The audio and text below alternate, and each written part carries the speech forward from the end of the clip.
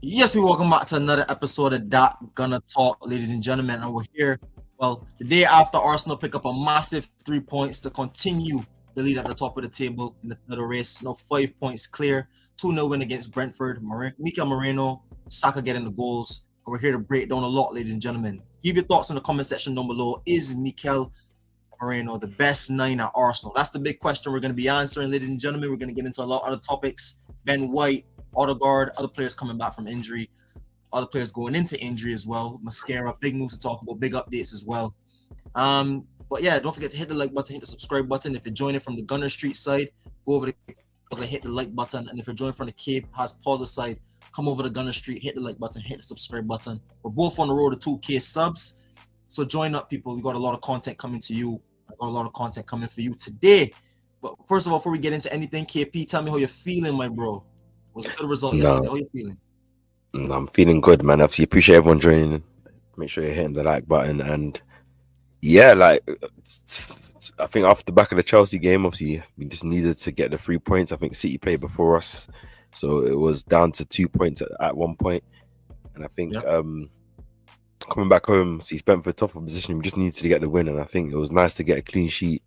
A good performance as well, in my opinion. Obviously, I'm not saying that it was like the greatest, but I think there was a lot of good elements, especially the fact that we rotated and obviously go into a big game on Saturday against Villa with some momentum, man. So I'm feeling good. What about you, bro? How you feeling? Nah, feeling good, bro. And I thought it was a good point that you mentioned about winning against Brentford. The manager said it before the game. He wanted the atmosphere to be a certain way before the game. We off the back of three difficult games for us. All the energy has been exerted. We had to make some rotation, and ultimately, you see what can happen. Fulham and City, we saw that game. City were comfortable until almost the very end, where they almost threw away a 4-goal lead at one point. They think they were up. You see Chelsea yesterday lose to was third from bottom leads. Ladies and gentlemen, anything can happen in the Premier League. Even Manchester United again, draw today. Liverpool again, draw at home to Sunderland. It's a difficult Premier League this year, and I think the team with the most consistency again, we've shown that, and I think it was a massive result again to beat Brentford, who are not an easy team to beat. I think a lot of people are going to just sweep this under the rug as a win and 3 points, but Brentford have had some good results this season, have some good performances as well this season, and they're not an easy team to beat, especially with the style of play they like to play. So very happy with the win yesterday, man. But we're gonna get into a lot of it, ladies and gentlemen. Hit the like button, hit the subscribe button. Don't forget to leave all your thoughts in the comment section down below. Who was your player of the match? And talking about player of the match, for a lot of people, Ben White was player of the match. I know we talked on this channel a lot about Yuri and Timber, his development and becoming one of the best right backs in the world. Honestly, for me, he is the best right back in the world. And I think a lot of people have forgotten about Ben White. When Ben White was in this team, he arguably was one of the best right backs in the Prem and the best right back in the world. So it's a difficult one for me personally. You know me, I love Ben White, I love Timber, and I'm leaning towards Timber because Timber has shown his class, especially on the defensive side. But I think this was just a reminder that Ben White can give you massive benefits going forward. Talk to me, KP, about your thoughts about Ben White and ultimately yesterday's performance. I think it was nice to see Ben White play. I think obviously this season, obviously I think apart from the Brighton Carabao Cup game, we haven't seen him start since Man United, and we haven't really seen a lot of minutes. And I think this was one of the games where I think me and you both predicted him to start, and obviously wanted him to start. It was nice to see him start and play the whole game, get get appreciated for the man of the match trophy, and play well. Like he kind of rolled back the years with some of his passing was just so crisp and excellent. Just the way he can influence the game with his passing. He's one of our best passers in our team in terms of just accuracy, weight of pass, and understanding. And I think obviously just the constant up and down, the way him and Noni were linking on the right side, obviously being a new partnership, but the way he was complimenting him, obviously overlapping, and that's how we got the first goal. I think it was nice to see. And obviously Timber has played excellent this season, and obviously one of my favorite players in the Arsenal squad, the best right back in the world in my opinion right now.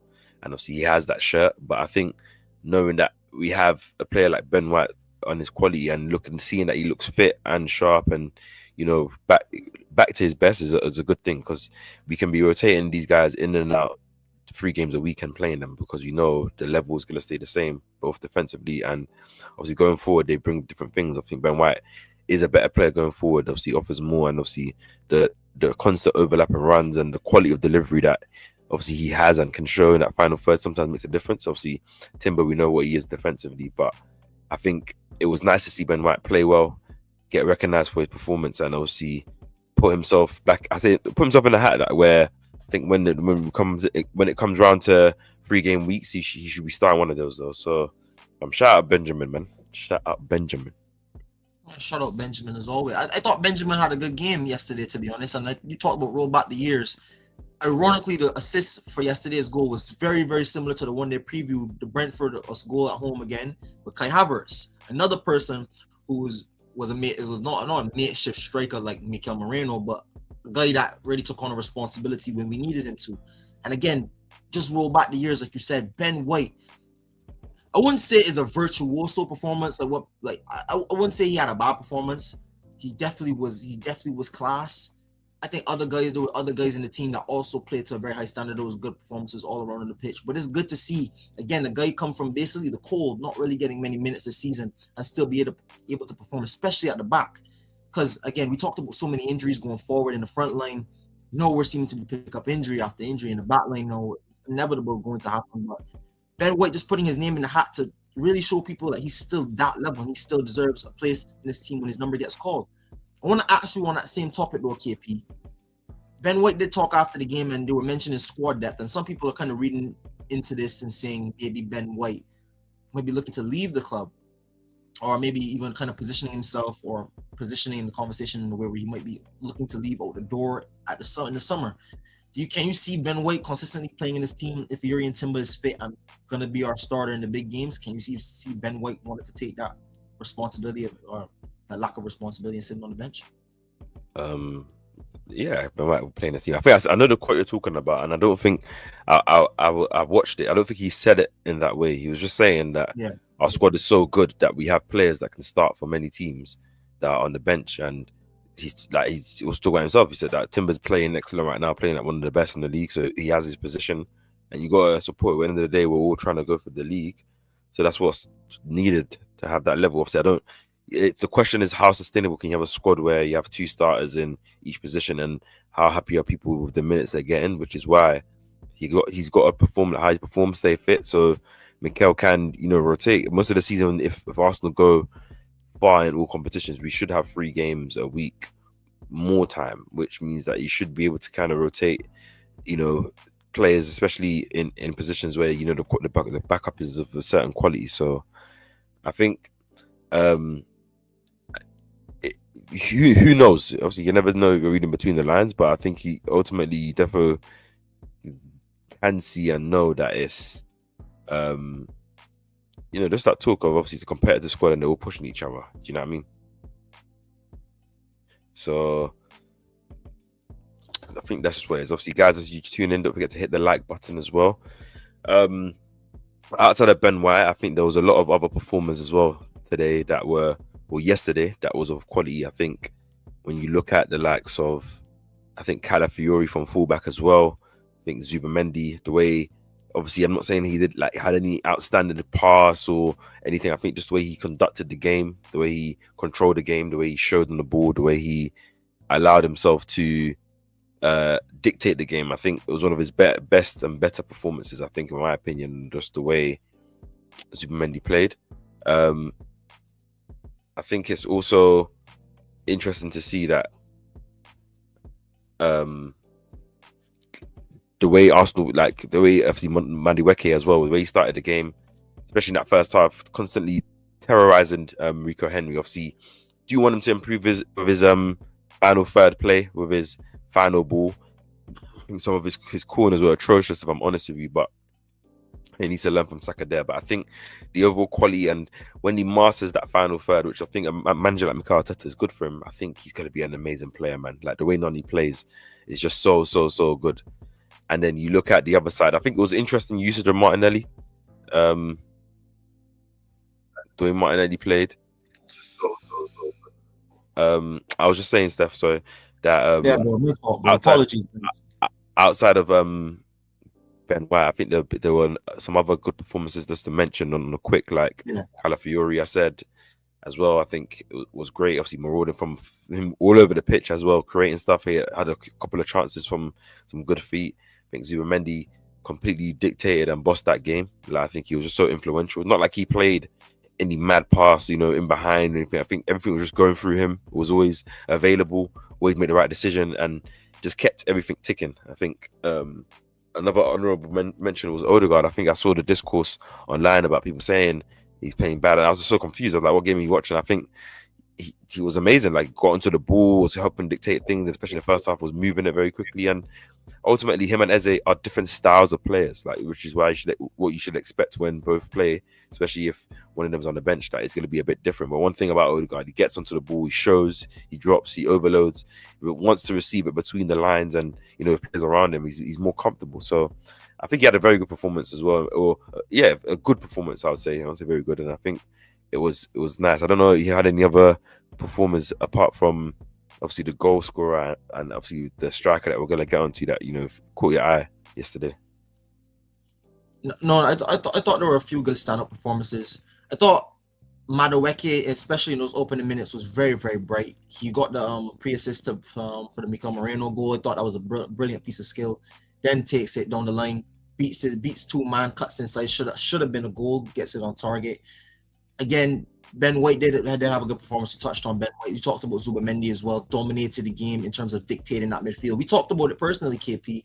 A lot of his performances this season go under the radar. You might not recognize him in some games just because of the type of player he is. He's going to be there dictating the game. And if we're playing well and we're dominating the game and we're doing what we're supposed to do, you probably won't see a Zubamendi. You're probably going to more see him in games where he's having to put in those tackles, having to put in that last-ditch effort. Big up Waffle Don, always friend of the channel. Big up the bro. Hit the little subscribe button. You already know. Big up. Yep. Go subscribe to Waffle Don, everyone, if you're tuning in. Appreciate it, bro. But yeah, sorry, bro. Calafiori, like you said, had some good chances. Marauding from the back. Urian Timber, when he came on at centre back, still was brilliant. I thought Urian Timber was brilliant. It's proving that even if we do have something there, don't forget, guys, Urian Timber was a centre back. We bought him playing from Ajax as a centre back, so we know he can step into that position and again be one of the best in his position again at that position. And like you said, mentioned Odegaard. I was probably one of Odegaard's biggest defenders last season when I said give him a grace, guys. He's having a downturn of the year, and I think it's hard for him personally to shake the narrative a lot of people have started to build around him. It's going to be very difficult. And the only way he's going to shake it is if he has games like what Eze is going to have, and that's dominating the game, undoubtedly be man of the match, and get goals and assists to match it.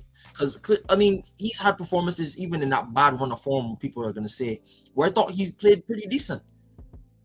But that's just the narrative he's going to have to shake. That's what comes with playing at a top-level club, and that's what's going to happen. You even seen it with Saka. The narrative around Saka starting to build. Even when the game where he's not having the most exhilarating game, he still is able to make a moment of magic and get you an assist. Something you'd want from any player in this team if the game is tight.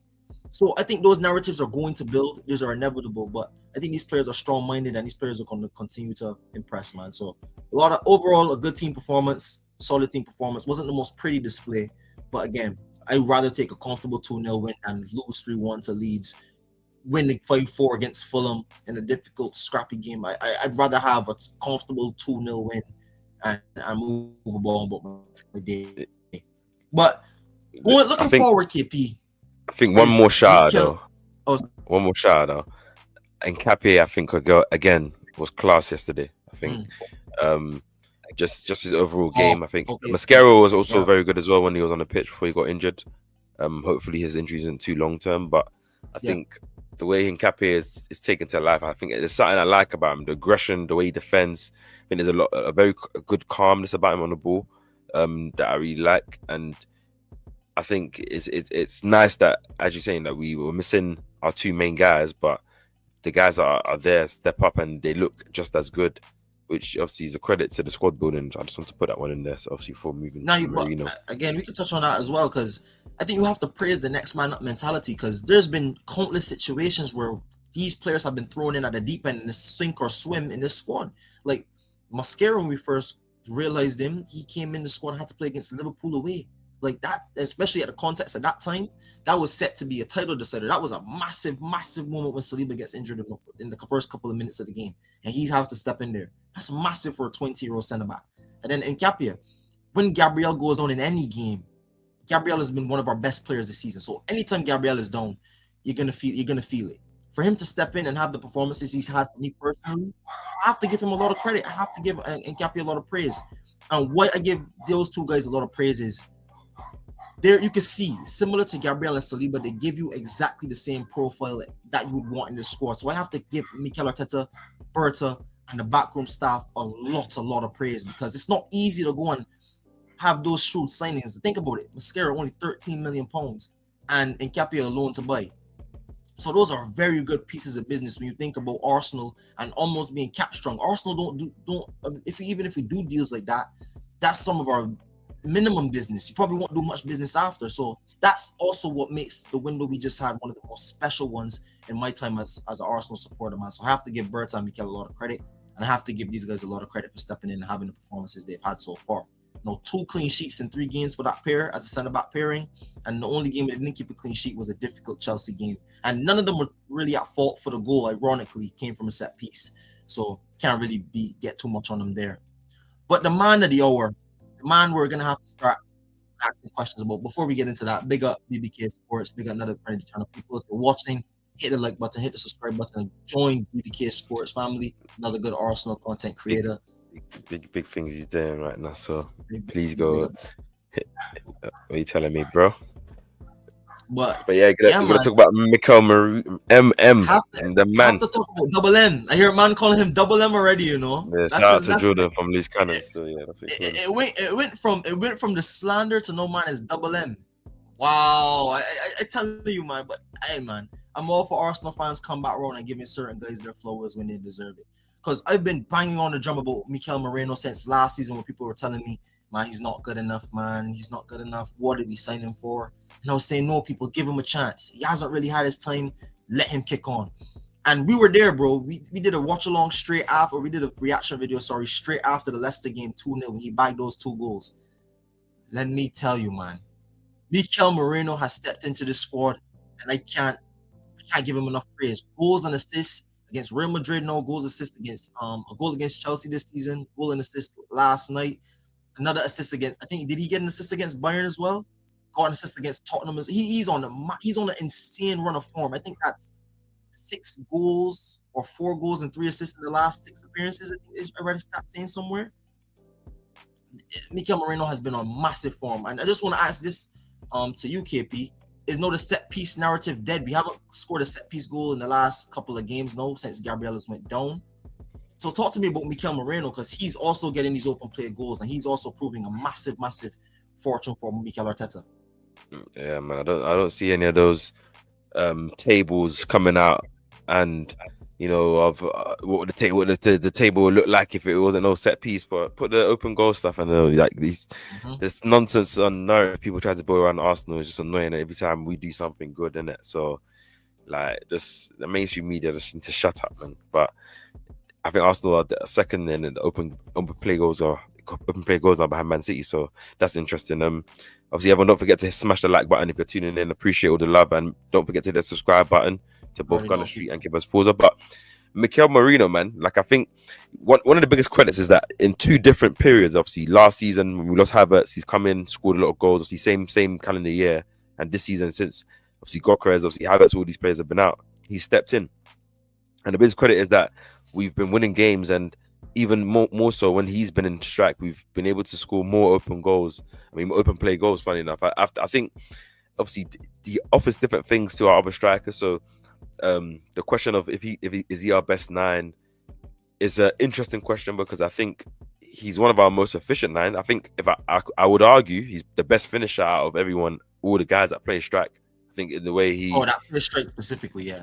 Yeah, I think in the way he's very clinical to the amount of shots and chances he gets, and the type of goals he scores. Like, he scores a lot of equalizers, openers, winners, like, which is another credit. High pressure goals and high clutch type of moment. Like, he's already, I think, like, he's not a starter. So I think having so many moments already this season where he's won the games or equalized, I think he's already put himself up there as a real rememberable name if Arsenal do go on to win, because of what he's done. And I think he gives us different things. Obviously, he doesn't give you the running in behind that a Gokeres does and stretching the pitch, which is necessary in a lot of games. He doesn't give you Do you think we're a maybe better team with Mikel Merino up front rather than Gyökeres? what is it? Do you think we're a better team with Mikel Merino up front Uh, rather than Gyökeres? I think we'll probably be a better team with. Actually, it's hard to say. I think what Gokeres offers us is necessary for a lot of games. Where, for example, Villa away that we're going up against, I think Gokeres is perfect to start in a team that plays a mid block where we're gonna have a striker that's gonna be willingly running behind and um, willingly running in behind and doing the necessary things to stretch the pitch and give that threat. I think against Chelsea, for example, we needed an outlet and we needed somebody that could have potentially run in behind with their high line and stretch that pitch, which could have potentially opened up space in the middle, which is what before Goko's got injured, like obviously, especially that little running. I think he, the Atletico game, the Burnley game, I think he started to come into his own in terms of just the overall package, and I think that's necessary. But I think again, with Merino being more of a midfielder and the way Mikel has used him or allowed him to be used as even more advanced, he's been given way more license and freedom to, drop wherever around the pitch, and players have been smart enough to pick up that central space, and it's been hard for teams to mark us and just lock us down. You've seen a lot more rotation of positions. Maybe there's a lot more fluidity in our attacks when Zokokos was playing, but there's a lot more rotation within players. Like yesterday, you saw Calafiori popping up in the 9. You saw Saka sometimes centrally. I even saw Ben White at one point was in the 9. You saw Martinelli picking up central areas. Obviously, we've seen this before, but I think it's been good, and I think it's not a mistake that we scored a lot more open play goals, given the fact that now there's a more of a false 9 year midfielder playing. Obviously, other guys have been able to run in. You have Rice, picking up spaces, and it opens up the pitch because you can't really mark anyone, really, which I think is a different look. Essentially, is what I'm trying to say. I think it's nice to have these options. So game to game, you can choose. But I think you got to give a big credit for his finishing. Like he scored a lot of his goals are first time finishes, whether that's headers, whether that's strikes. Obviously, he's got a lovely left foot and I think he's clutch, man. Like, yeah, he can be frustrating at times of still some of his play, some of the passes he makes, sometimes how long he takes to pass and stuff like that. Obviously, not every player is perfect, but you have to remember this is a midfielder playing in strike. As much as people want to say, oh, like I still respect him and credit him when he's as a midfielder. I think he has a lot to offer, but I think stepping into a team and playing a position that isn't your natural position and really helping them being important and reliable, it speaks credit to one his hunger and passion for the game, but his intelligence as well. Because that movement in the box, that's a striker's goal. Where he ran across time and movement. Like Ben White picked him out. It wasn't that Ben White it was a good cross from Ben White, but Ben White picked him up and obviously headed it into the ground. All those things, boy, man. Like as I say, and he's growing with confidence every game in the night. Like every game you see him play in the 9 since the Leicester game, he started to grow in the confidence. We even seen him posted on the story. He's no longer a 6, he's a 9 now. He believes in it, and he's believing in. Anytime I'm in and around the box, he can score goals. Look at the Real Madrid goal. That just came to mind when you said first time finishes. Lewis Skelly lays one across the box, outside of the foot, curled it, bottom bins against Thibaut. What a finish, man. And we know about Courtois' shot stopping ability. So we know Mikel Merino's finishing is levels. He bagged a hat trick for Spain. Like these are mental numbers he's putting up as a striker. It doesn't even make sense at times. I heard even Culture Cam say this might be the best position change he's seen in his whole entire life. And in a short period of time, it wasn't long ago where Mikel Merino was, like I said, even at the start, was seen as like an average midfielder to most. And I thought, for me personally, I think he's a good midfielder. I thought he was something that I think we needed at the time as well and still need now. A guy that could come in, dictate the game as well, keep the ball, keep it moving, keep it ticking. I went in and around the box, take your chances. I'm telling you, man, Mikel Merino is, I said it earlier and I said it months ago. He's a secret weapon that this team needs to have, and I think this is another player. Every team you need to have players like Moreno. You're gonna have players like Trossard, guys that when your starters aren't there, who's getting you the goals? Who's stepping up in big moments? And the goals against, like you said, even last season against Chelsea at home, he got the winner. He scored some massive goals for this club, and it's not easy to step in and do that. It's not easy to step in and do that. And to answer the question, KP, because they were kind of saying it but not skirting it. I'll start off and asking you straight up: is he the best 9 at the club, and is he the 9 that I think we should be starting in bigger games? What's your thoughts on that? I don't think he's the best 9 at the club. Like, even though I think he's the best the best finisher out of the 9s, I think he's a great option to use there. And I think, yeah, he's a very clutch player. So I think in a lot of big games you would use him, whether it is from the start or definitely off the bench. And I think whether he comes off the bench or he starts, I don't think that changes, his effect in the game. I don't think he needs to start to get into flow game, or he needs to only come off the Yeah, bench. I think both suit him. Um, I'm still gonna lean towards people may argue. I still probably say obviously Havertz really, in my opinion, might be the best in the team right in the squad right now. I think Gokeres is the most offers the most more, and I think helps the team the most because of his ability to stretch the pitch and running behind. Obviously, you still need to create the kind of chance. I think I really want to see Gokeres, those 1v1s where you just he just puts it into the back of the net easily. But I think Havertz and Merino got a better box movement. But obviously, if everyone is fit, like there's a lot of players, because Jesus as well, like especially when he's in his pump, you can argue like it offers the most. But I think it's Merino probably is fourth on my list. I think I'll give the other strikers above how would him. you rank them? Fourth on your list. Okay, I fourth think on I your would list. How would you rank them? probably How would you rank go. I probably would go if everyone's fit now. I'll probably go Havertz, Gokeres, Jesus, and then Merino. In terms them? of Yeah, the best. What about you? What would you rank them? before I even get to ranking them, I'm gonna answer the question. Do I think he's the best nine at Arsenal? No. Do I think he's the best nine for this Arsenal? Maybe. It's hard to argue against the evidence. It's hard to argue against a man who almost every game he's playing in the nine, he gets you a goal or an assist in the same game. Like you can't dispute that. And I heard people having this discourse as well, saying, "Oh, well, he might be getting more chances than Gyökeres." Is he? Because again, like you said, KP, he's scoring a lot of one-time bangers in the back of the net. He's not feeding off scraps, but he's making a lot of chances for himself. One and two, the chances he's getting, he's just taking them, which is making you feel like he's getting more chances than he is. But I can't remember many chances he got in that Brentford game. Got this goal he scored, got the little tap in that rebounded.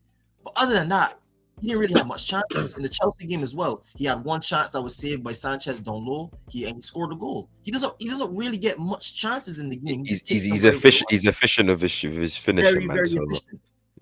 And again, I think back to preseason. I don't know if you remember, but the goal, I think it was Kai Havertz. I think he and Kai Havertz played in the same team, ironically. Havertz played a laid off. He scored a one-time banger of a finish in the bottom bin. Wonderful, well taken first time goal. I'll say this: is he the best nine at Arsenal? No. I'll rank them no. But do I think he's the best fit for this squad? I think so, man. I think how the team play and the rhythm that this team have consistently played in under Mikel Arteta from seasons prior into now. I think we're still adjusting to having Victor Gyökeres in the team, and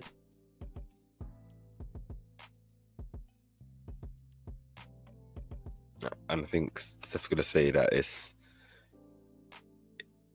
even though we are adjusting to Gokeres in this team. I think the way Merino plays, especially because he's a natural midfielder, dropped into that false nine helps, right?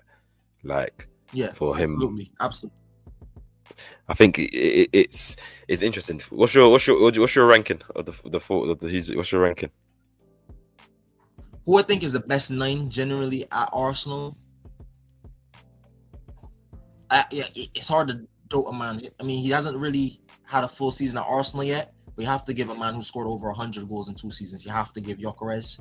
Then I'd probably say Kai, because he was our top scorer in the last 2 seasons as well, one of our top scorers. So I go Kai, then Jesus, then Moreno. So I probably am not really too off with how you assess them in terms of genuinely being the number nine. But I think specifically for this Arsenal squad, I'd probably go Moreno, Havertz, Jesus, and Gyökeres, just because we haven't played with a type of player like Gyökeres, and it's going to take a while until we can say Gyökeres is the best suiting line for Arsenal. I think that might also come with tactic change and players getting accustomed, but I think it also might be a personnel change. We might have to see other pieces moved around, other pieces changed in the team to maybe get the best out of a bit to Gyökeres. And I think how the team is set up now, probably more suiting guys like Havertz and Moreno to get in and around those box. Don't really have to necessarily be too much involved in that play, but can get you the goals as well. But Yeah, I I have do. to agree, man. He's a dangerous player. Dangerous. I do think Gokeres does offer something that all the other players don't, which is just that stretching of the pitch, the physical nature, very, very great ball striker as well.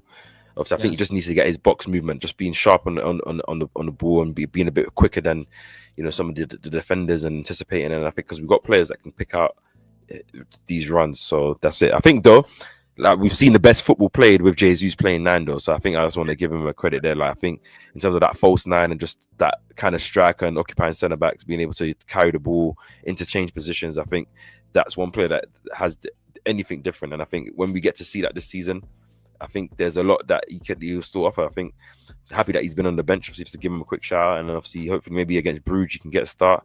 Then that Carabao Cup game he can do his thing, because I think there's still a lot for him to offer. And if these kind of players will have their moments. I think Jesus winning us a couple of games. You go if Arsenal do win the league, it goes down in the history parts as well. So see, big shout out. See everyone, don't forget to hit the like button if you haven't already. Hit the subscribe button to both Hit the channels. stream up Obviously, to 10 likes on each people. Come on. there, you heard the man. So let's Come get on. up to 10 likes now. If you haven't hit the like button, we're gonna give you a moment right now. Just hit that like button. So we got 7 people on Gunner Street side. Let's just smash that like button. 8 Hit the people like now. button. Come on. And anyone on Capers Pause, if you haven't already, just hit the like button quickly and go subscribe. I'll put the channels into the chat. Right now, do you think Merino has the shirt? Is it his shirt to lose, or do you, if Gokras is fit, ready to start, do you bring him in against Villa? Because that's because another thing with Merino, I think as well, the creating as well has been better this season. Some of his passing has been good. Obviously, the pass against Spurs, that pass for Saka as well, well timed, perfectly executed, and just some other parts as well. Obviously, yes, he has some shaky passes as well, overhit, underhit at times, but sometimes he gets it right on the money this season. So obviously, is it his shirt to lose, or do you feel like you're gonna go based on game to game? Because for me, I would say it is his shirt to lose, but I can't lie, against Villa, I think the way Villa will play, I think Villa in great form right now. Obviously, winning 4 Premier League games in a row. I think 9 out of their last 10 games, I think they've won. So obviously they're flying. And the way that they high press, we've seen how we play in Villa. Normally they play that mid block with spacing behind. What do we do? That do you give the man who's obviously in good goal scoring form right now, 2 goals in the last 2 games, an assist as well, or do you go with Vic if he's able to start and to from that start? I think you have to though, right? I'd be lying and contradicting everything I just said about Mikel Merino if I go and say Gyökeres starts up front at the weekend, and I say that with 2 gritted teeth, because you do make a good point in saying Gyökeres will give us something different in that game, and stretching the defense and getting onto the end of certain chances, maybe even opening up space for our wingers as well, Saka and I don't know if we're gonna have Trossard back. I don't know what's gonna happen there. We'll see. Or maybe even Eze on the wing, Martinelli on the wing left wing is still a very much open spot in this lineup. But I'd be wrong to say Mikel Merino doesn't start at the weekend. How can you not give a guy who's scored in back-to-back games, getting assists as well? And it's not only like that. I don't think he had the best game against Chelsea, but really and truly no one did. So I can't even give him that. But even before that run of games, I remember in the Champions League when we first lost Gyökeres, he stepped up with massive goals as well. And like you talked about, his chance creation, the goal for Trossard against Tottenham, that chip over the top, adding that to his game is something I've wanted to see Mikel Merino add to his game. That bit of risk taking, because I watched him against Man City when he played in that midfield with Declan Rice, and it was hard to watch at times. Some of the safe passes he was playing, when I know in his locker is a pass. So I think Mikel Merino has to start just because he's in form. Do I think Gyökeres can't win the shirt back? Absolutely, Gyökeres could win that shirt back. If Mikel Merino even scores against Villa, but Gyökeres comes off the bench and scores as well, I think, and we overall as a team play better, I think you kind of integrate Gyökeres in. No, you spent 75 million that we spent on Gyökeres. You have to ultimately not force him in the team, but you have to get him in the team somewhere occasionally. There's going to be games where he's going to be able to fit and play. So I think you still have to work around that as well. But Mikel Merino definitely has a shirt for right now. For me, my question to you, KP, is what happens when other guys come back? Does Mikel Merino move back to midfield? Because we even seen when Gyökeres came on, he played midfield. He got the assist for Saka's goal from midfield. Do we ultimately take Mikel Merino out of midfield, out of striker, and put him in the midfield because we already have Jesus, we already have Havertz? who's already our midfielder turned makeshift striker already? Or do you move Havertz back into midfield? What do you think happens with the future of Mikel Merino? Because I think that's also another difficult one. And I think, how do you make sense of it when a guy has 30 goals and assists in a calendar year, being a makeshift striker, and then you move him back to midfield? What are your thoughts on that? Just to answer the first question, I think it is his shirt to lose, but I think against Villa, I'm starting Gokras. I think I hear end of that. the I day, I hear that. think especially considering the last two performances when Gokras come off the bench, I think he's kind of struggled to get in the games. I think he is a player that needs to be in rhythm.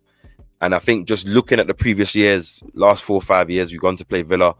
They've normally played that, mid-block high, game where Arsenal have tried to pass the ball, but Villa haven't really pressed us, but the space in behind, and we need someone that potentially makes those runs that we're willing to play. Seeing the way we have been playing this season, especially when Gokras in the pitch, where we've been willing to play the balls forward a bit more and try and force it to go long and stuff. I think having that option would be good.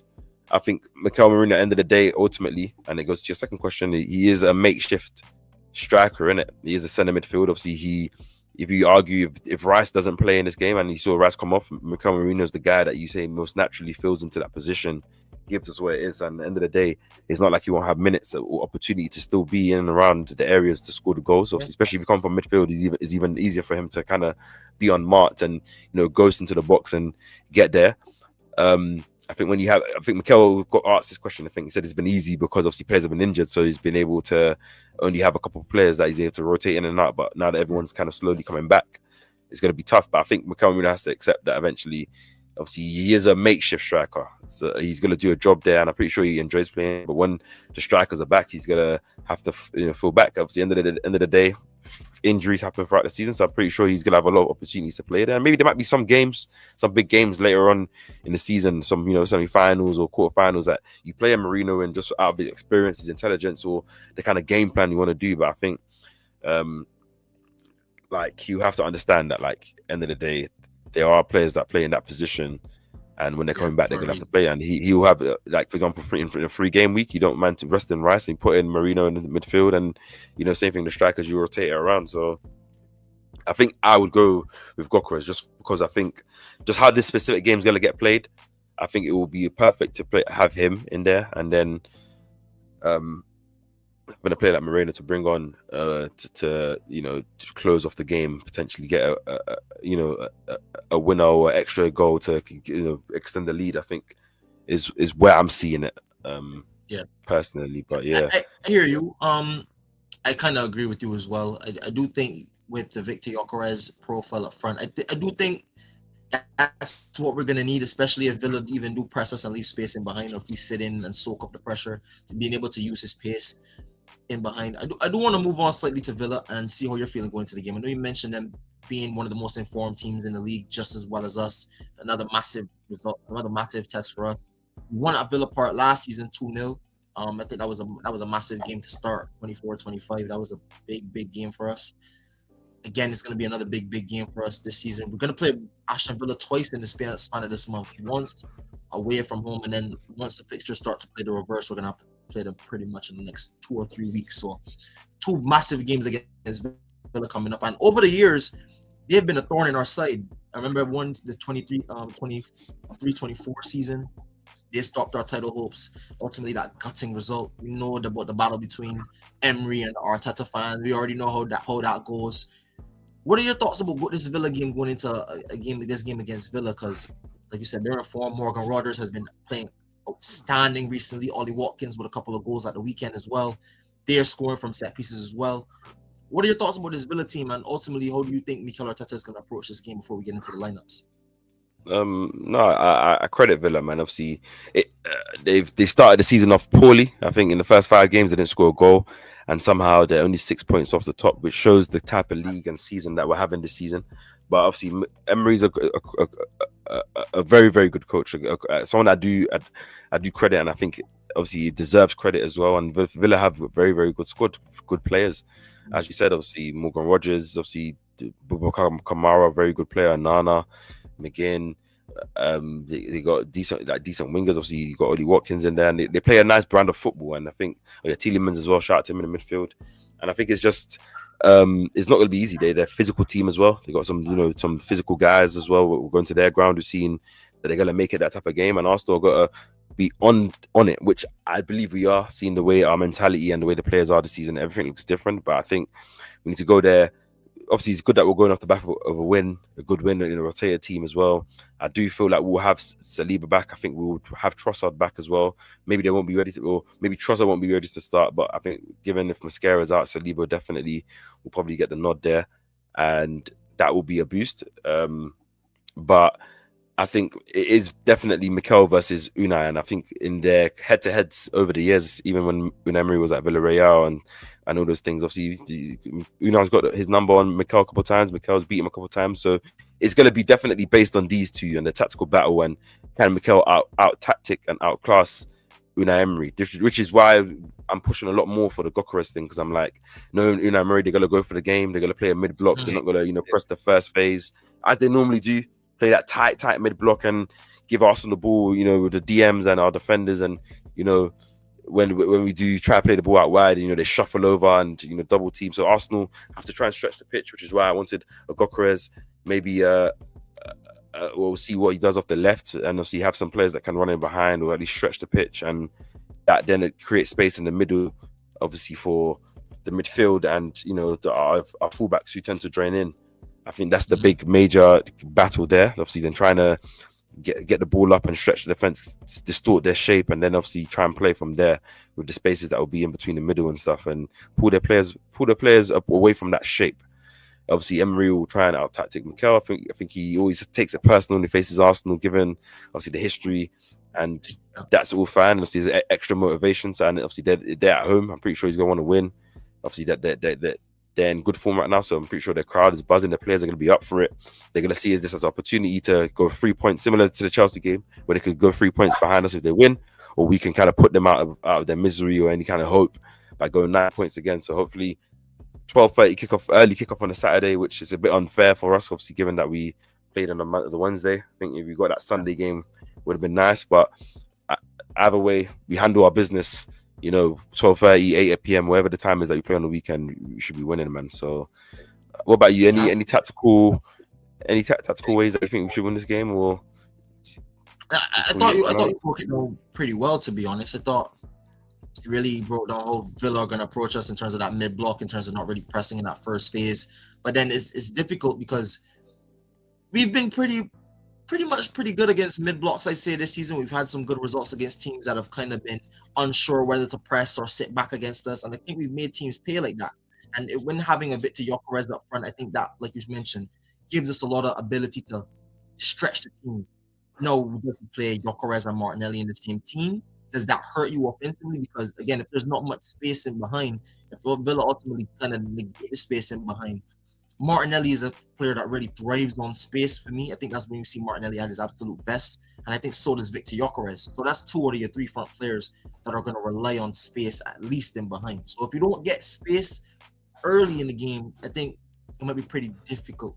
And I think one thing we've been able to see is, it's interesting to see in these next couple of games how if teams adjust their style of play to beat us. Because I think the only 2 teams that have really given Arsenal a difficult time this season have gone man to man, and it's something that's been weighing on my mind heavily over the last week.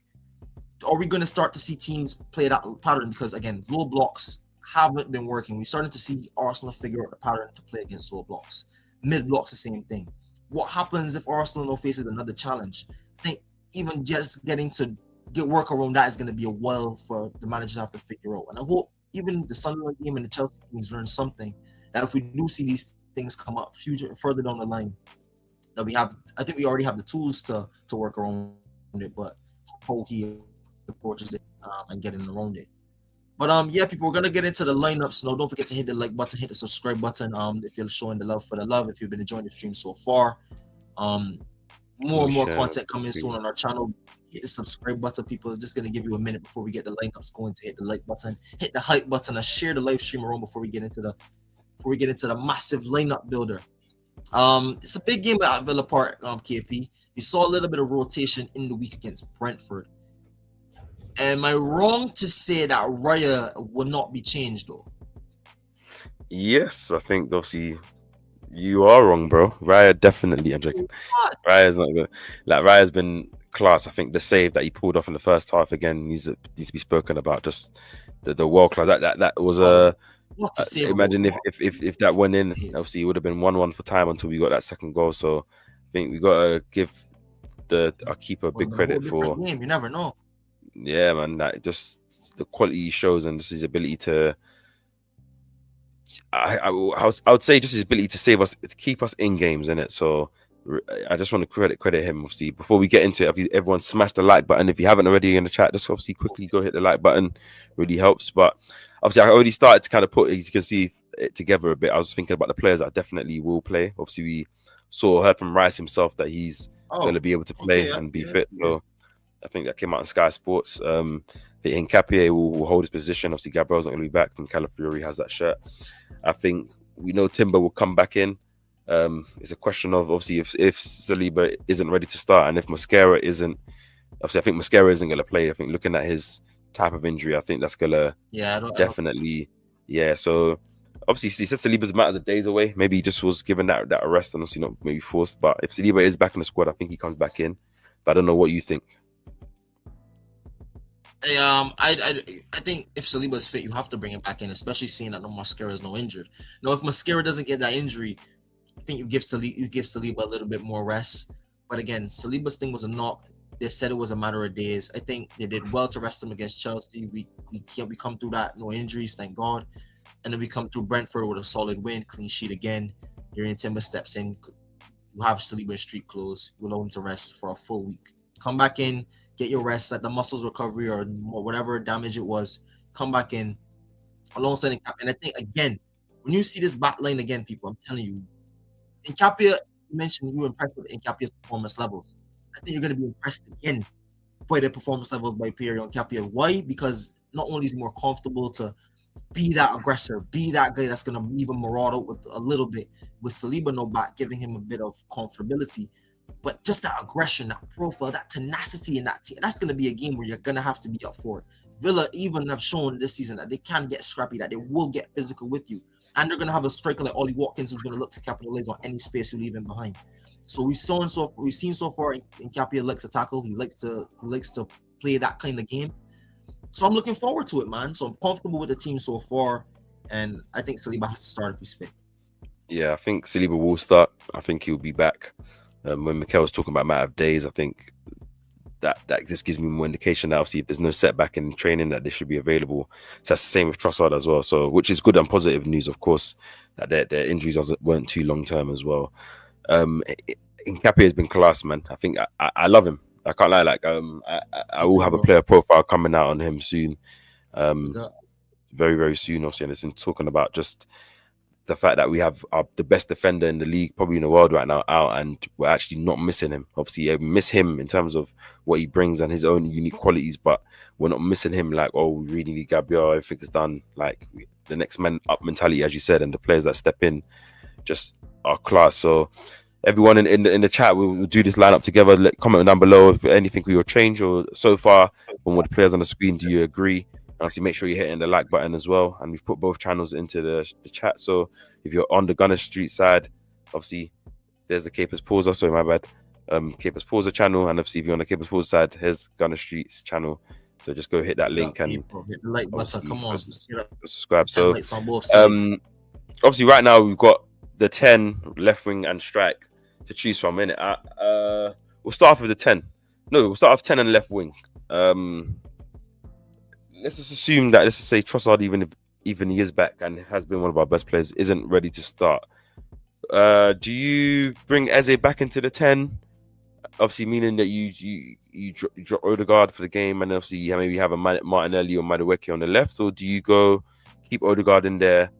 Bring Eze off the left potentially, and have him on the left. What are you thinking? I'd probably go Odegaard in the 10, Eze on left wing, because one, I can't see the manager dropping Odegaard after Odegaard has proven that he's fit. He's the captain. We know Mikel Arteta, his history. He 90% sure, unless an injury or a precaution, probably won't drop Odegaard. And him playing a full 90, or yeah, he played full 90 against Brentford, right? He did play for Yeah. BT against. So I think, yeah, you could kind of make the show where he might be a bit of precaution, but I can't see a world where he doesn't play from the start, and I can't really see a world where he's dropped from this game entirely. So I probably go Odegaard in the 10. No, left wing is a tricky show. Eze Rizzi hasn't had a run of games at left. The run of games where he's performed has been in the 10. So you could kind of make the argument for Eze playing in the 10 over Odegaard, especially for the hat trick he just got to not too long ago against Tottenham. And he has a different ability than Odegaard. In and around the box, he's lethal. So I'd probably say you don't want to lose that ultimately. And I think in and around the box, you also still have a guy like Trossard, who is also lethal and also in form. So it's a difficult decision to make. But I just seen that Trossard is no coming back from injury. If he is fit, I think it's a decision you're probably going to have to play Eze. But one thing I would say about Eze, though, man, is he's played a lot of football, man. And some of the performances in his last couple of games, especially the Chelsea one, you're kind of looking and saying, okay, well, I want to see you kind of put together a run of games. We know you had a hat trick against Tottenham, but let's see you kick on and have a run of games. It's always difficult to do that in top level football. But again, I want to see Eze kick on. But do you think he's playing too much football, KP? Because he's played minutes when Odegaard has been injured. He's even played in the Carabao Cup games against Port Vale. He played. So he's been playing a lot of football this season, man. What are your thoughts about Eze and his minutes? Before I get into that, obviously, shout out to Udeko, who says Kai Havertz is Arsenal's best striker overall. So obviously, I agree with that personally, even though I think Goka's goal record is obviously way better than Kai Havertz, even his ball striking. But I think Kai Havertz, what he can offer, especially that box movement as well. And if he can get the ball striking right, I think is great. But yeah, shout out to you, obviously, hopefully hitting the like button. I am probably similar to you, leaning towards putting Odegaard and probably Eze off the left. I don't think Trossard will start.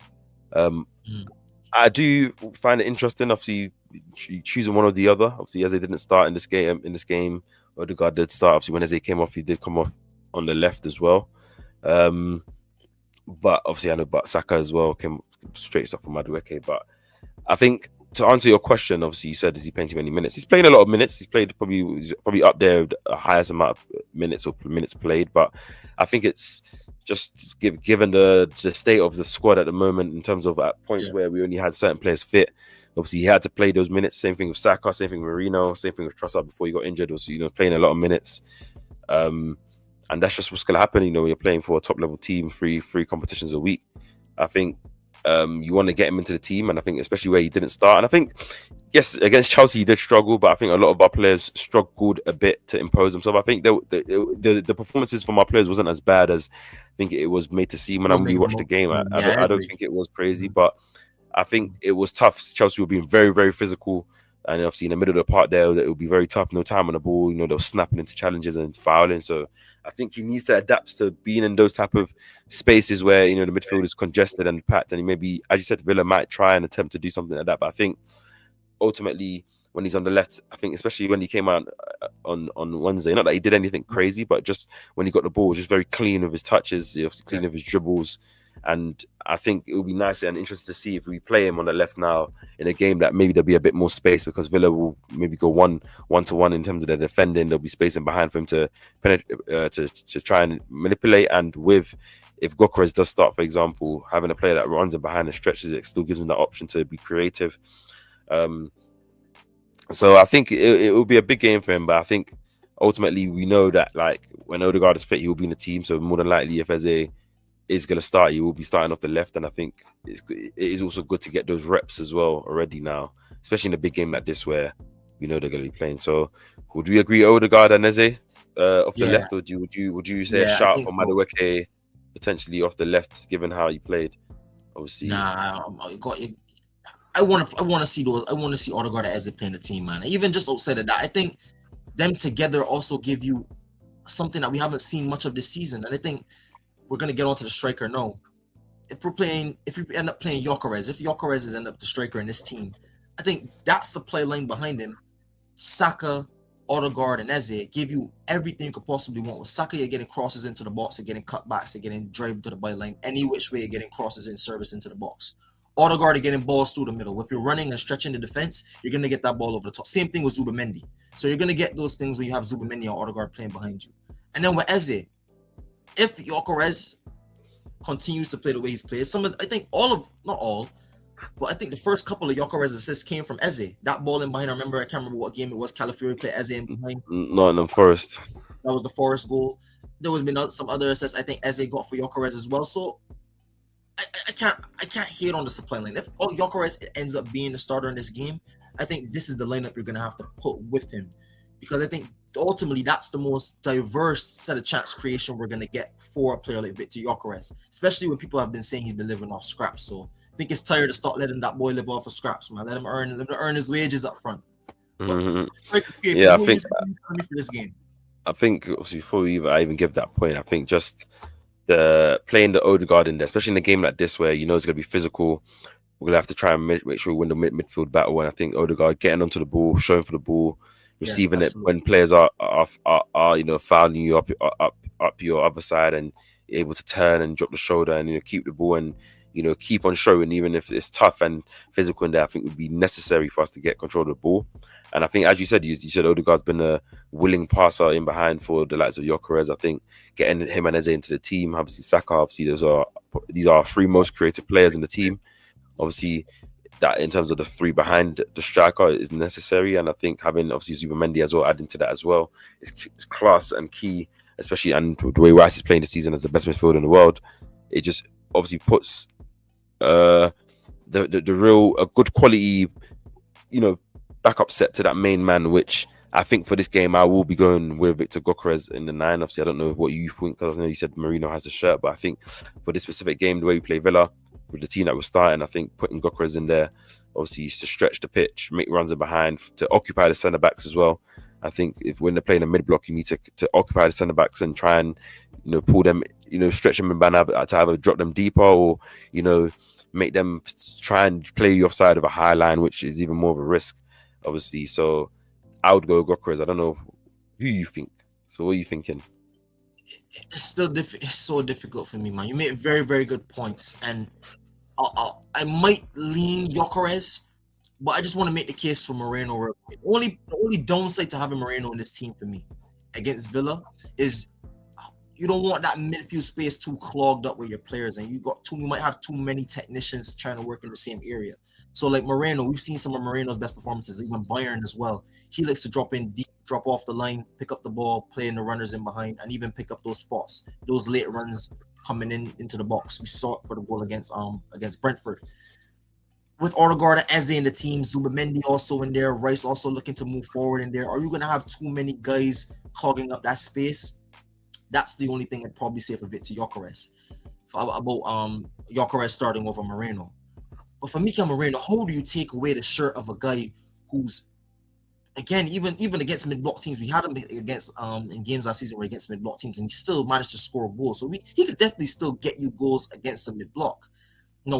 Having that ability to stretch teams overall might be difficult, but again, you have Saka, who has a little bit of pace, you have Eze, who has a little bit of pace and creativity, and they can also hold up the ball for Mikel Merino to arrive late into the box and get you those goals. And you still have Odegaard, who play 1-2s off of, and still playing him in the box to get those goals. So I hear your shout for Gyökeres, and if you ask me, I'd probably lean Gyökeres for the sake of the lineup sake, and I think that's a better suit for Arsenal moving forward. But again, I think that's a big call for Mikel Merino, for Mikel Arteta, sorry, if he drops Mikel Merino and ultimately Gyökeres doesn't get the goal or doesn't perform. But I think that's a risk you play, and I think that's why you buy a bit to Gyökeres. That's why you take the risk and spend 75 mil on a striker who can get you those goals. So, I don't think he spent it for 75 mil on him. I think it's like 50 mil, wasn't it? 50. This guy's putting a crazy price. It was 55 million or something like that. 55 plus 10. Yeah, but I don't count the add-ons until it's officially done, man. But I agree with you. Obviously, Merino will have a lot to offer, and obviously, everyone that's tuning in, please smash the like button. We're gonna hold off putting the strike on until you guys hit the like button. Let's get the likes up. Obviously, we see a lot of people in the chat right now. We appreciate it. Just hit the like button if you haven't already. It takes 2 seconds. It really helps. So if you haven't and you're one of those people that haven't, whatever side you're tuning in, just hit the like button quickly. We'll give you a moment. Give you about 20 seconds. You know what I mean? Really appreciate everyone in the chat. If you are tuning in, please hit the like button. Smash the like button. Let's get the likes up. And we'll give you guys a moment to hit the like button. Come on, let's get it up, guys. We appreciate everyone, obviously, in Shout out, obviously, Donovations TV. Big you up, man. Big up Hope you're doing well. always, bro. Big up. Obviously, smash the like button. Go hit the subscribe to his channel as well. Come on, people. Waiting for you before I go into the striker. But yeah, big everyone up in the chat as well. Big you guys up. Appreciate you guys tuning into this late night one. I think the only question is we've seen examples this season now, even against Chelsea, for example, where we needed that outlet. Because I think I won't see it really as getting dropped. I see it just more as rotated and picking the team who's probably best suited. As I think it is a tactical battle for Emery and Mikel. I think we've got to have that option. I think Emery's a very good tactician. He'll be studying Arsenal. Obviously, we'll be looking at ways to stop the Merino and nullify that. And I think we've seen Villa a lot of times let our centre backs have the ball. They don't really press. I think when Merino plays and we play teams that press us, I think it's good when he drops them to the middle and overloads. But I think where they're not going to really press us, they're going to give us the ball. I think, naturally Saka, we want him behind, but you want him more ball to feet. Same with Eze, if he's playing off the left. They're not like a Martinelli, Madueke who, will stretch the pitch. I think you got to have one player that can stretch the pitch and give more space to those players to operate and play, which Victor will do. But a big shout out to Mikel Merino. I think if for example, Gyökeres wasn't available and we have to go Merino there, I'll still be confident that we can do the job and there's ways that we can do it. But I just think in terms of just the specific opponent, what's best suited to try and really nullify them and take the game to them and beat them, I think this is the way. But yeah, guys, comment down below. Obviously, what do you think about the lineup? Obviously, right now, would you make any changes? Is there anyone that you'll bring in? Do you like the lineup, or what do you think? So let's hear your thoughts. I do want to add. Shout out to Innovation says, "Don't care, it goes up top. I just want that W." And I'm with you as well. I'm pretty sure Steph is as well. Like, hey, the 3 points is what that matters, especially in this specific game. Obviously, one of our more tougher games as well. In the next couple of games that we've got coming up, I think we got to maximize the 3 points. But yeah, what was you going to say, bro? Yeah, bro. I was gonna ask you, with Gyökeres up front, I still think there's a reluctancy to play Victor Gyökeres and really use his strengths, man. Because I think that's the only thing that's been frustrating me about certain elements in the team. I think hopefully with Odegaard back from the start, I think we might see a different level of performance from Gyökeres. So I'd be a hypocrite to come on here and say I don't think Gyökeres might perform tomorrow at the weekend.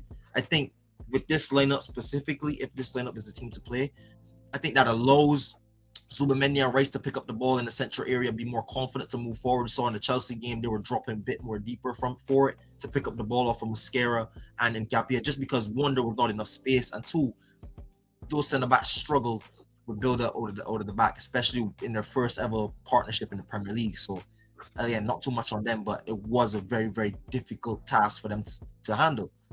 I just want to see people play to Gyökeres a little bit more, man. And I think Odegaard has the ability to do that. He has the profile to do that. But like I said, Saka and Eze still have the ability to help Gyökeres really develop and really grow in this team. And I want to see them do that. Again, people have been making too much out of it, but trying to put Gyökeres and Saka against each other. I don't even know where this started to build from. I guess from the penalty against West Ham. But again, even when Saka scored against Brentford, they're saying, "Oh, why didn't you square it to Gyökeres?" I mean, if a man scores a goal, man scores a goal. The same way how Gyökeres needs to eat and feed his family. Same thing for Saka. Again, Saka is a winger. You're gonna say, "Oh, he should be getting assists," but no, man. Saka wants to be the man. Saka wants to be the guy who gets the goals and wants to be the catalyst for Arsenal lifting the Premier League title, especially being a Hale End boy, being one of the highest earners, or being the highest earner at the club. He's gonna take on that pressure. He's gonna feel that way, man. So I have no problem with the Saka and Gyökeres thing, but overall as a team, I do want to see these guys play to his strengths more, because that's ultimately what we bought him for, to get the goals, man. And I do want to see Gyökeres start bagging for us, man, because I think once he clicks, this team goes from here to stratosphere. It's endless with the possibilities with this team once we find a system to consistently get Gyökeres scoring goals.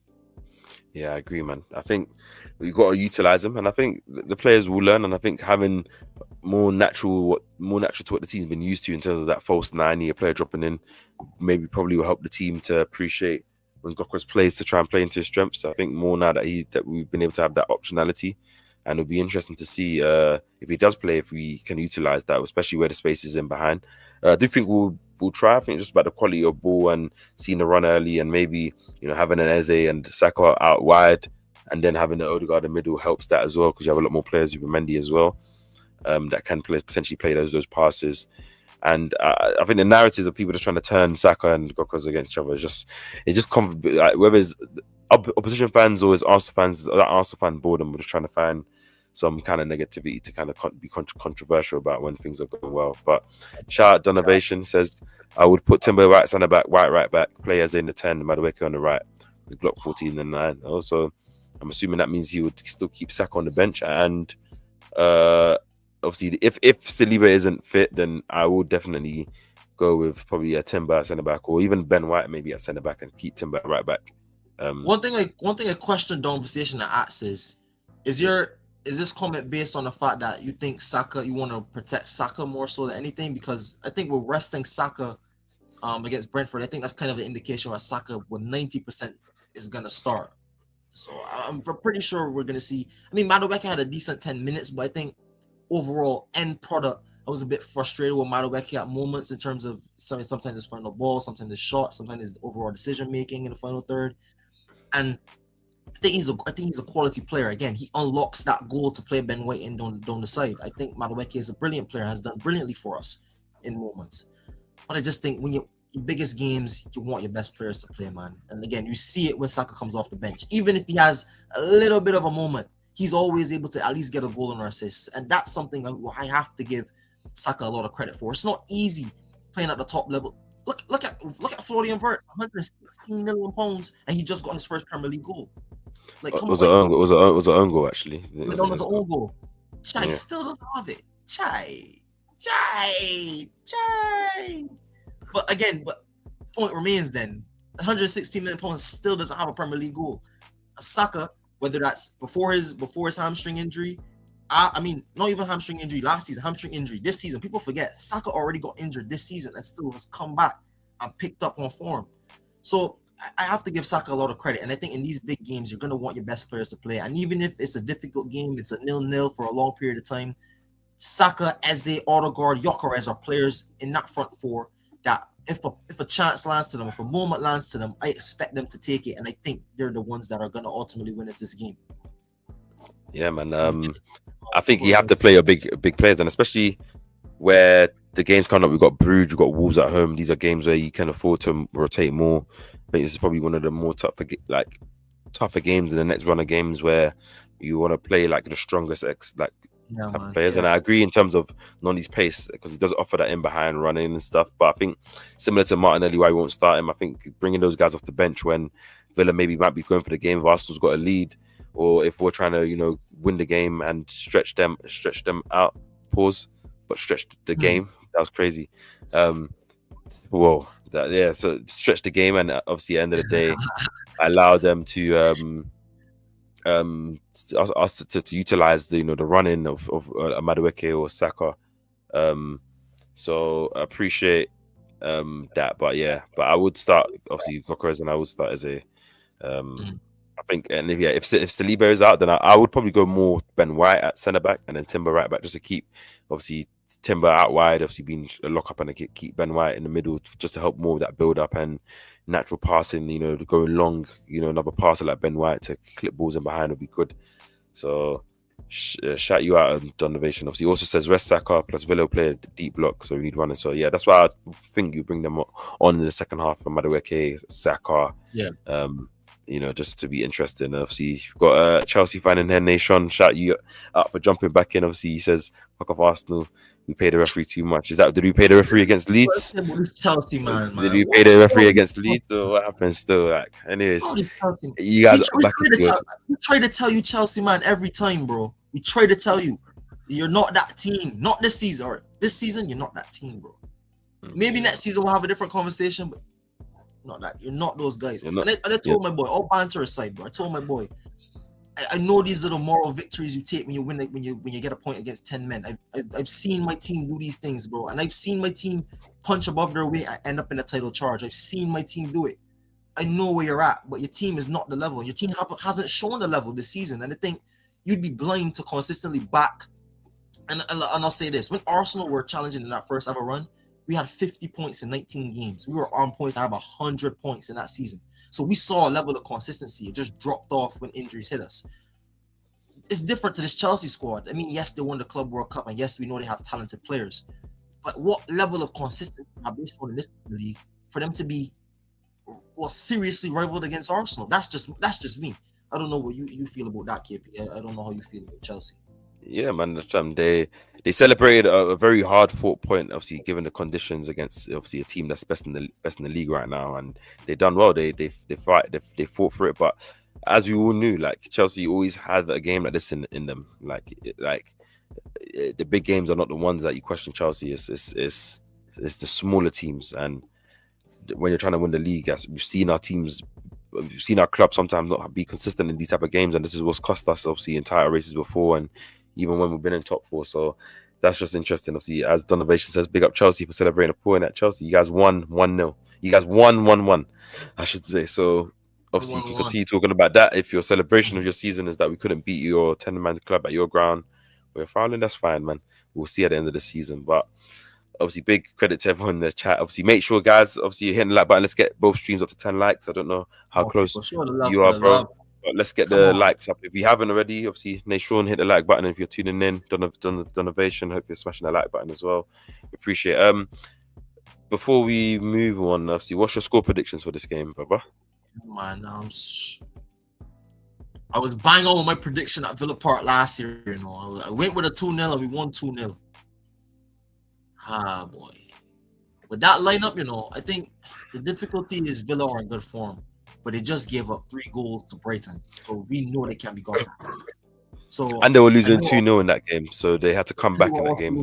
Got a lot more energy. Poor defending from Brighton to let them back into it, if I'm very honest. Caught up by some long balls, caught up by a set piece. It was ultimately sloppy, and I think Brighton's performance dwindled a lot, especially in that second half. So credit to Villa for taking the opportunities, but Brighton did not play well at all.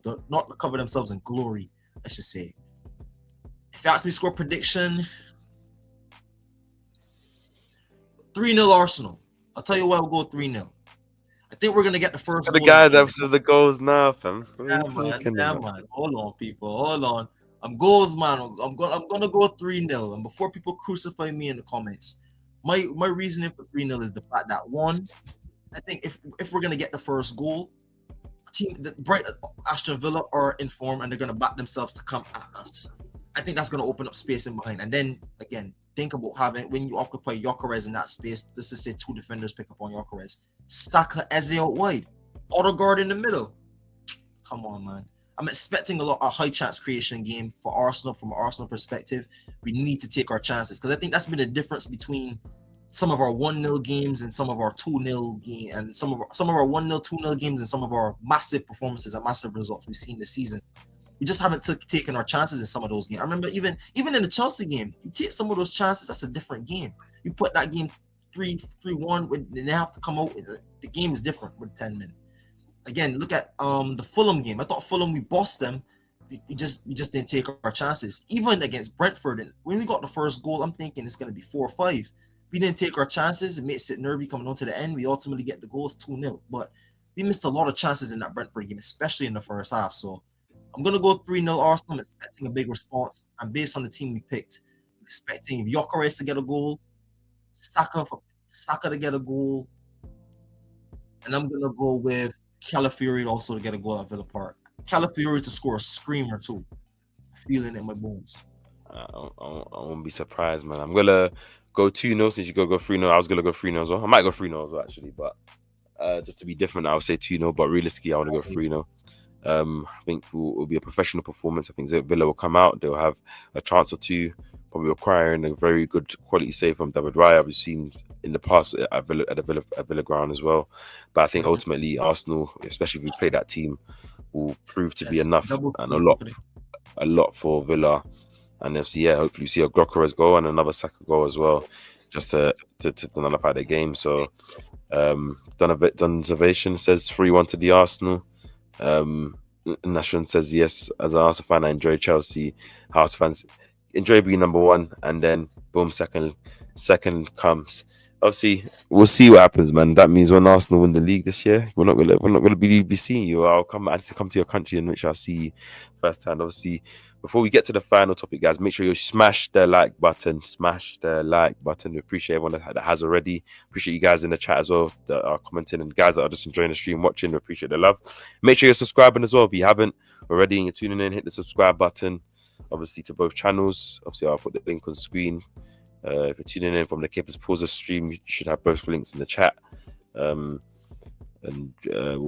try and do that on Gunner Street as well. So we appreciate the love. Obviously, before we go, so obviously just quickly, we see Arsenal confirmed today the signing of the two twins, Edwin and Holger Quintero.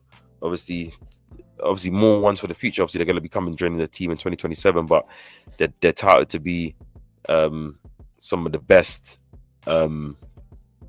best young players in the world. Obviously, at their age, winger and a cam. Obviously, the wingers been dubbed as the Neymar-esque type of player. I've seen some of his clips. His feet are amazing, and obviously he's interested in Arsenal now.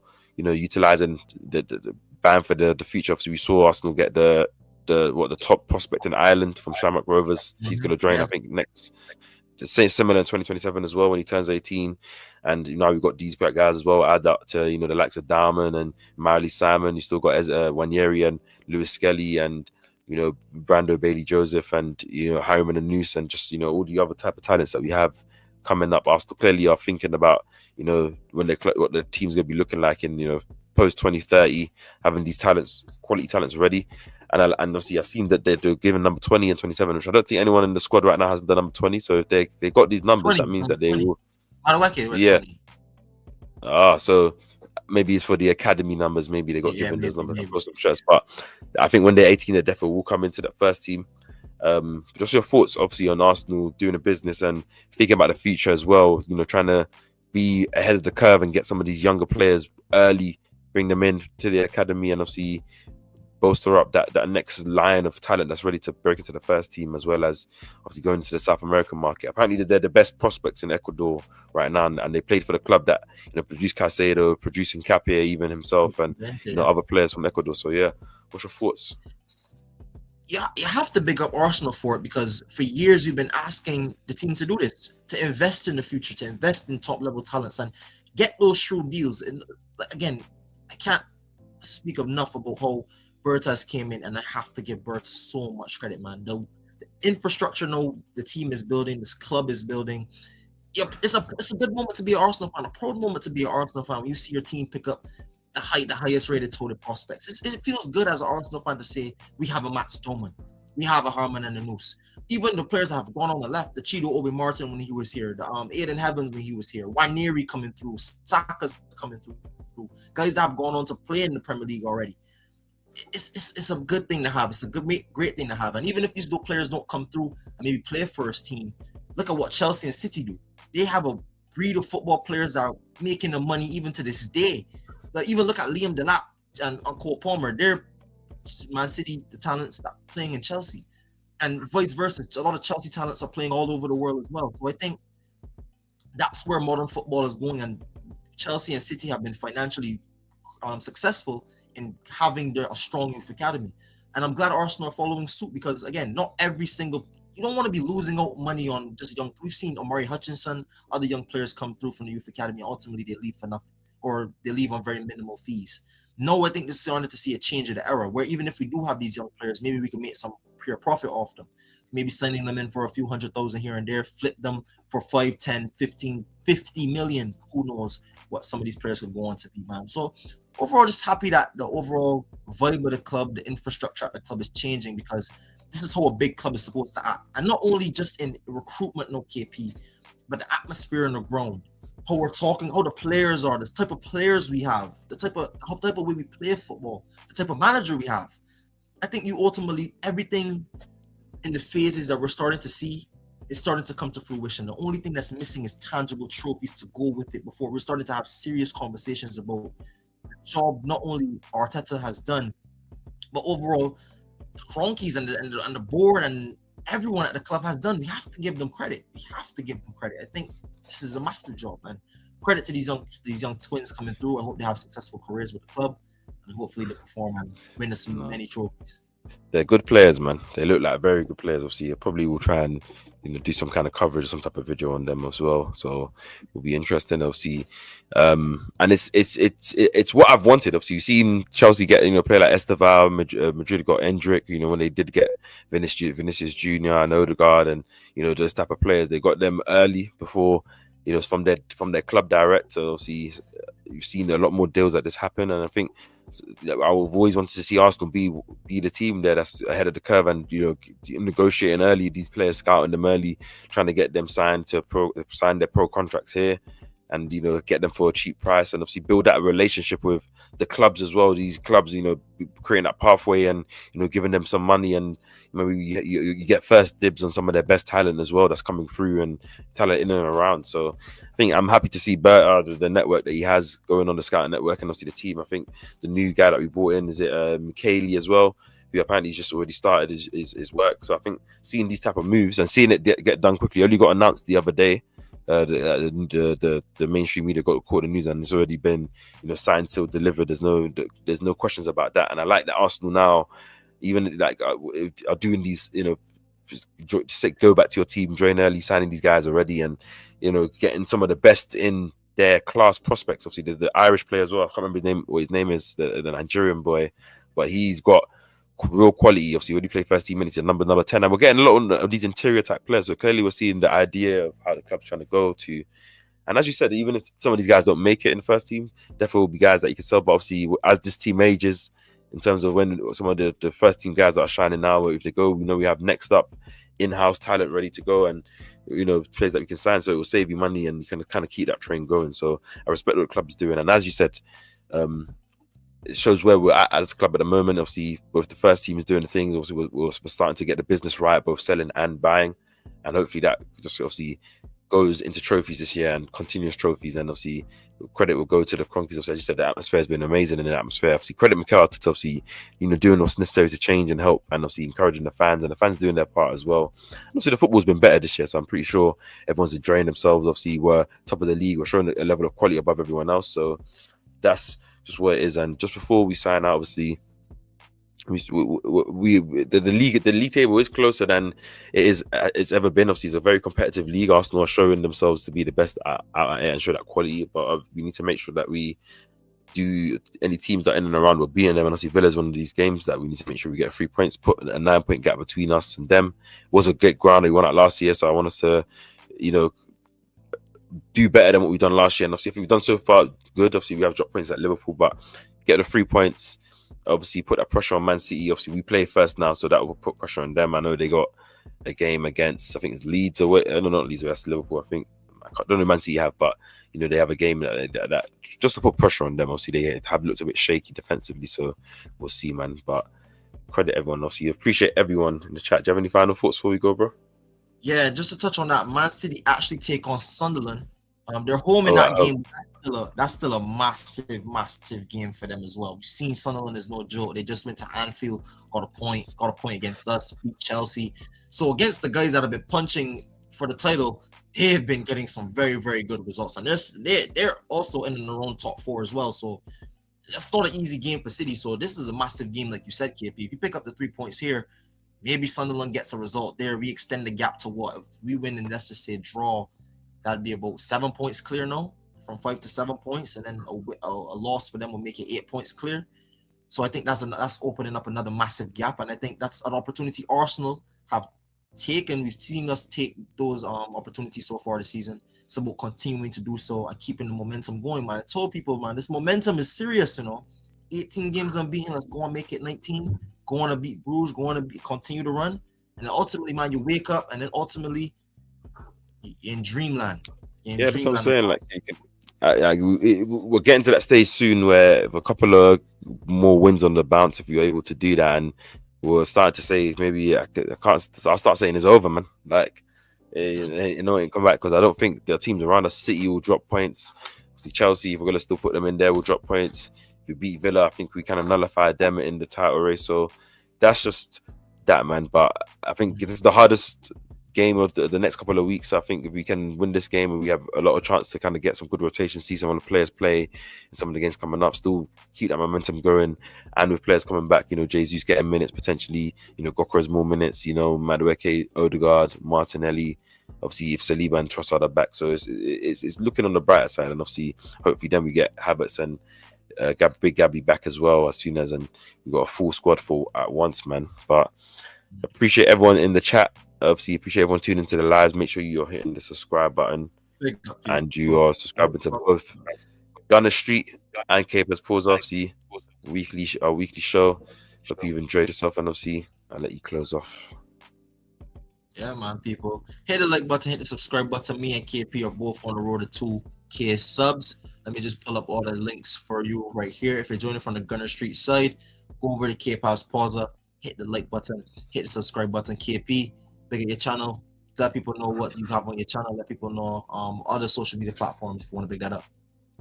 Yeah, obviously, Capers Pause on Twitter, on Instagram, obviously Kate Ball on TikTok. And yeah, man, just got live coming up. Maybe I might do a show tomorrow. If Mikel drops a press conference, any interesting news, might do another reaction video to that. And not doing a watch on this weekend because it's an early kickoff and I got my kids' game. So sadly, but I will jump on a reaction. Okay. I will jump on a reaction game after that. And if I'm able to be back before halftime, maybe I'll jump on and watch along at halftime. But if not, we'll just do a reaction to that game. And yeah, man, just obviously the game's coming up fucking fast, so a lot of videos coming out. What about you, bro? Anything coming up? Player profile in the works. I'm still trying to decide who I want to do on, who I want to really create it on. I did drop a little light player profile kind of video on the channel like yesterday, I think it was, about Eze and Odegaard. So if you're interested in that, people, go and show some love to that video. It's doing pretty decently as of right now. So go and show some love to the Eze Odegaard video I put out on the channel recently.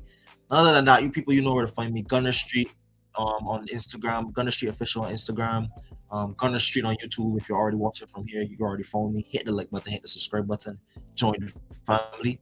And if you're looking for me, my personal Instagram is b.i.g_Steph, Big Steph. If you didn't know, hit the like button, people. Hit the subscribe button. Show the love for the love. And we'll catch you on the next one. Live every week, same time, same place. So don't miss it. Peace, people. Enjoy. Peace.